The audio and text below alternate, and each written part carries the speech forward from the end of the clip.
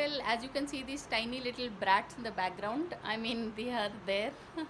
So it's just like so that's what in this particular series called Made in Heaven, that is on Amazon Prime. Zoya Akhtar really gives us a glimpse into life in as it is in the Delhi elite circles.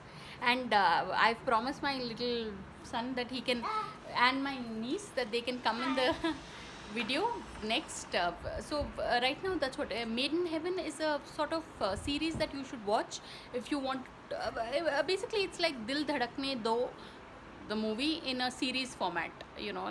So it's quite interesting. I mean, like you're shown gay romance and the kind of problems that the upper crust of the Delhi society, If or a fan any society suffers from. So we will catch you in the next video. What do you want to say, Anviku? If you are a fan of those actors, you have to watch it. Oh, like that. I thought you were saying something else. So we'll immediately record another video starring these two young people.